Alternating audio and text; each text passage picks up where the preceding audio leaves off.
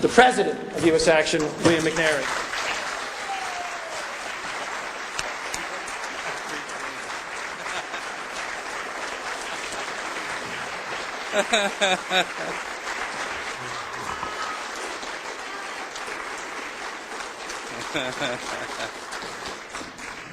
I saw this sign that said, "Do not remove the mic from the podium." So I think that's for me. I usually take the mic out. Well, good morning. Good morning. That's pretty good, but my mama always told me, you can tell what kind of a crowd you're standing in front of by the way they greet friends or by the way they greet strangers when they greet you. So let's try that again. Good morning. Good morning. Now that's more like it. You all do my mama proud. Thank you.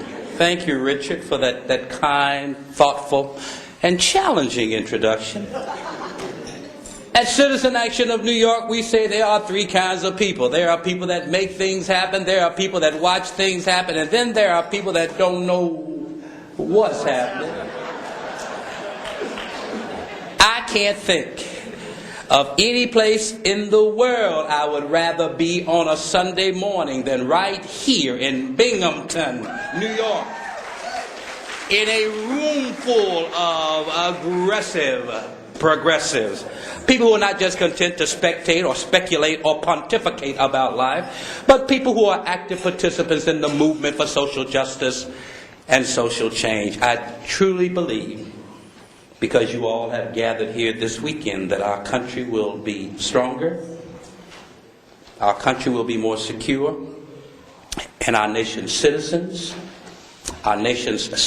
to be, and yes, even our nation's immigrants will all breathe freer because of the work that Citizen Action of New York has done, is doing, and most important, what you all are getting ready to do. And because we activists are often inundated and underappreciated and undercompensated and seldom celebrated, why don't you all celebrate yourselves right now with a great big round of applause? Let them hear you at the White House.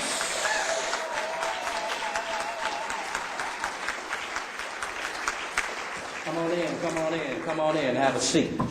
Come on in and have a seat. You know, we got plenty of seats in here. You know, it's like you don't have to stand up. Welcome our early visitors here. That's embarrassing, so embarrassing. All righty. How do y'all pronounce, I flew in, my own convention was this weekend, and that's why I wasn't with you yesterday. I would have loved to have been with you yesterday, but my own Citizen Action of Illinois, we usually have our convention in the end of the year. We moved it, and they moved it without telling me. So when I made this date, well, I'm a co-director, so, as they say, when we have two directors like Karen and Richard, usually if one tells the other what the other is doing, then everything's all right. But since my co-director didn't tell me they had moved our convention, then it was okay. It turns out I had to spend yesterday at my own convention in Illinois. And I came here, and I got here, and I came to a city called, how do y'all pronounce Albany? Albany? This is funny, This is funny. The reason I ask this is because I came into Albany to drive here.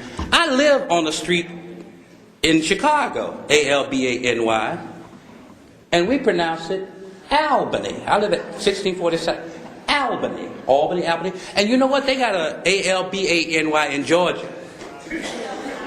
And they think you all, if I thought you talked funny, they really think you talk funny. The Albany in Georgia is pronounced Albany. So y'all, that's true. So when y'all get down to Georgia, don't y'all be saying Albany. It's Albany. Dr. Cornel West once said that you can't lead people if you don't love people. You can't save people if you don't serve people.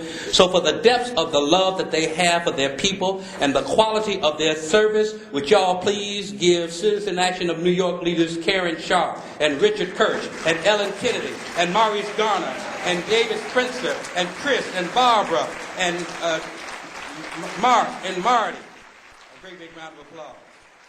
And everybody else. Now, I don't so much about conservative compassion. But I know a heck of a lot about passionate progressivism. And nobody embodies that spirit more than the love of my life. The word is out from Binghamton, New York. Would y'all give Mary Clark a great big round of applause? We out of the closet now, baby.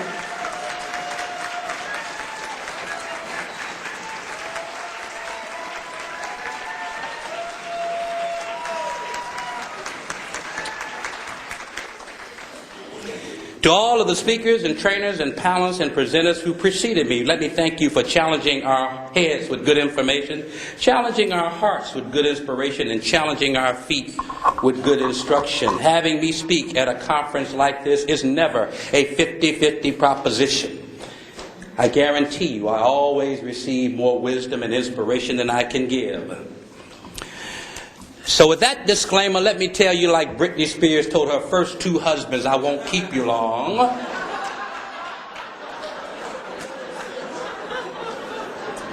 Let me at least be time conscious and time disciplined on my subject. Let's go to the mountain. I don't mind living in the valley. I've had some good times in the valley, but I don't know about you, but I'm ready to go to the mountain.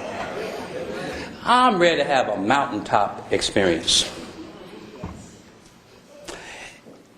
Everybody's talking about change. All the presidential candidates are talking about change. Barack Obama is talking about change you can believe in. Hillary Clinton is talking about change with results. Even John McCain is talking about some kind of change, but just like my minister, Reverend Lee, used to say, the late Reverend Lee used to say, he said, everybody talking about heaven ain't going there.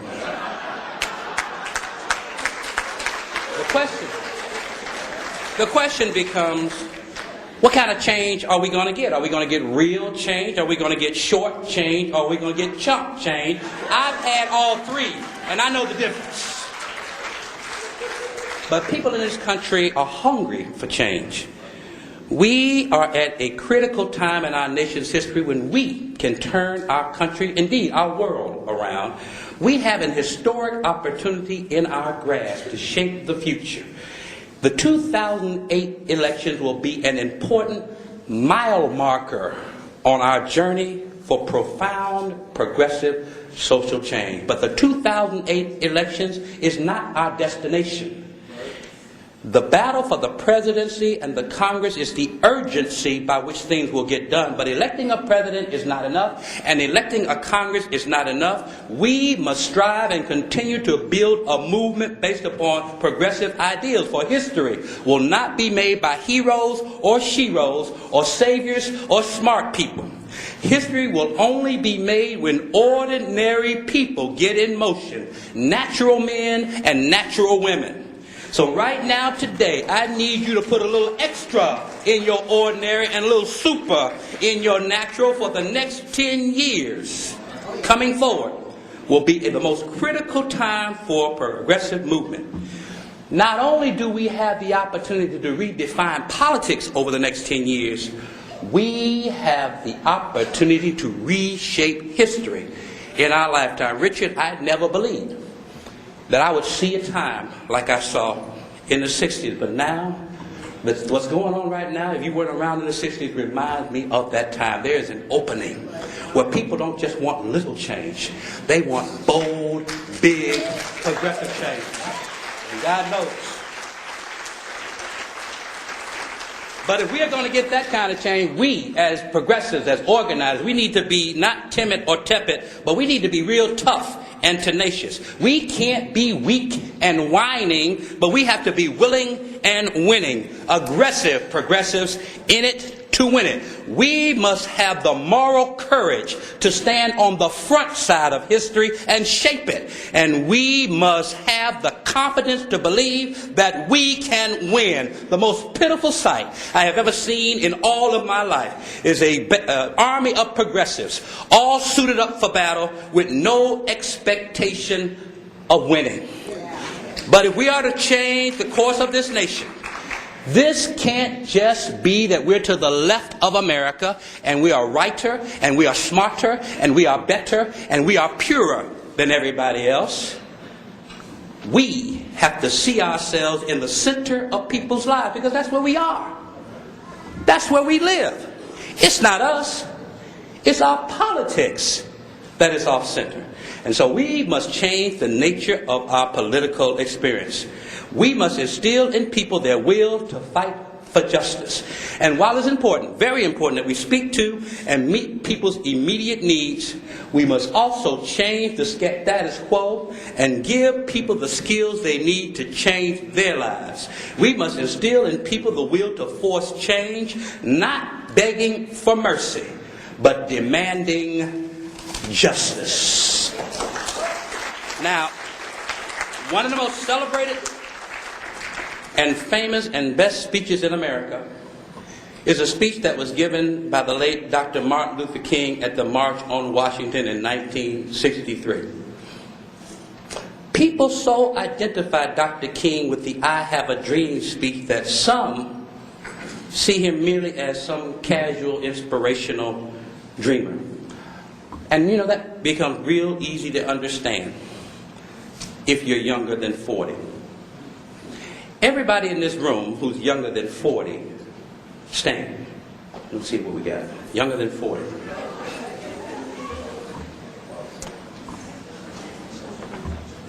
If you're not younger than 40, well, you should be standing. But you tell me you're old 40? Okay, yeah, everybody have a seat. You see, you need young people a hand, by the way. They're young. If you need young people a hand, that's a big in here. That's great. But I made that to make this point. The only thing they know about Dr. Martin Luther King is what they've seen, what they've heard, TV, history books, what they've read. And I was around. I was fortunate enough to be around. It was 40 years ago last month when Dr. King was gunned down as he stood on a Memphis balcony. By the way, Dr. Martin Luther King didn't get to be 40. He was gunned down at age 39. But those of us who remember the life of Dr. Martin Luther King remember that he not only inspired us, he marched for his beliefs. He sat in for his beliefs. He boycotted for his beliefs. In Alabama, he went to jail for his beliefs. In Chicago, he was hit in the head with a brick for his beliefs. In Memphis, on a balcony, he was gunned down because of what he believed in. So I'm telling you, he was not merely some historic, idealistic dreamer. He fought to make his dreams a reality. He was a gallant fighter for civil rights. And we all know that there would not be a Civil Rights Act nor a Voting Rights Act without his leadership.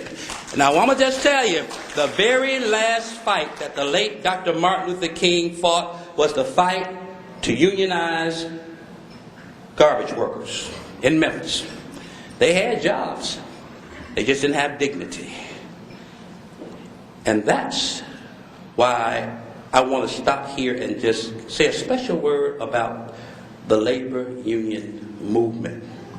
With all due respect, and I'm a firm believer in affirmative action. I think that if you've done so much against the people for so many years to keep them behind, I think it is very important that you take the shackles off and do something for so they can get ahead. You can't tell somebody with a 200-year head start in front of you that now your job is to keep running and catch up. So I'm for affirmative action, but let me be clear that the biggest affirmative action program, the most successful affirmative action program in the United States has been the labor union movement. It has lifted more African Americans and people of color from poverty to the middle class than any other movement. And this is about freedom of association. It's about the right of people to organize and control one's own destiny. This is about the fight of freedom from misrepresentation and intimidation and exploitation. You know that corporate CEOs earn 262 times as much as the average worker? At least. Twice that. I'm so glad to come to New York because they are so smart. However, let me just say that they are no righter or smarter or purer or better than anybody else. But they are smart. The average CEO makes as much by lunchtime as the average worker makes all year long. We believe that a man or a woman with their minds and their bodies and their sweat and their spirits who helped create the wealth in this country are entitled to dignity, respect, and a share of the wealth that they helped create. That means livable jobs, living wages, good health care benefits, and secure retirement. Now, some of our opponents will call us names. They'll say we are engaging in class warfare. And they say this as they force us to take pay cuts, cut our health care benefits. They say this as they renege on their pension guarantees. And they accuse us of class warfare. Well, I'm going to just tell you right now, we didn't pick this fight. We didn't start this fight. We didn't ask for this fight. But if it's a fight they want, it's a fight they get. My brothers and sisters, let's knuckle up, and we'll be in it to win it.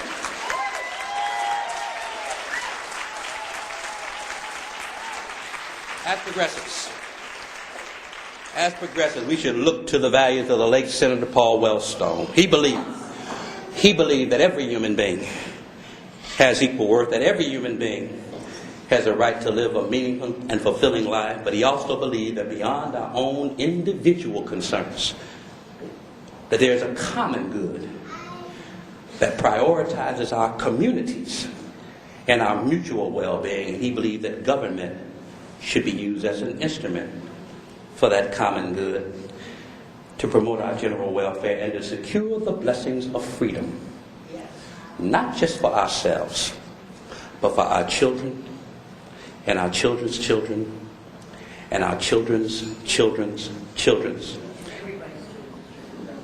and everybody's children. Amen. I feel like I'm in church. Everybody's talking back to me. Richard Kirsch, do me a favor and tell me when I have 5 minutes left, and that way I won't step on your time. Because I got a lot to say, and I don't know if I have enough time to say it, but I'll say as much as I can, and y'all have to invite me back. So, fellow progressives, if you all are to overcome America's mistrust of government and change America's priorities, we must not ourselves feed into people's cynicism about government. Now, a little cynicism, especially under this administration, is very, very healthy. But too much cynicism will kill people's hopes.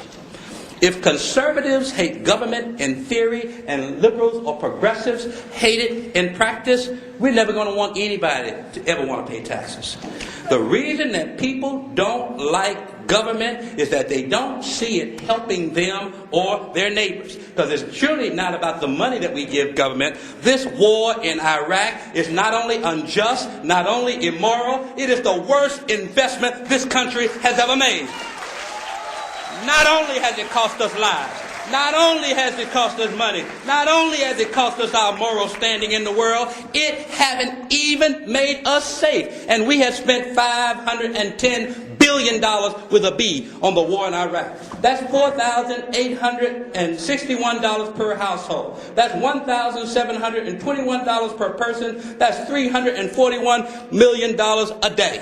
For a fraction of this cost, everybody in this country could have health care. We could repair bridges so they don't fall down in the middle of the day. We could build levees so they would hold back water. We could lessen our dependence on foreign oil, and we could free up resources to truly make America secure. It is time, past time, to bring our valiant men and women, our brave sons and daughters, our heroic brothers and sisters, mothers and fathers home with us, not 100 years from now, not 10 years from now, but right now, right now. Enough is enough. Enough is enough.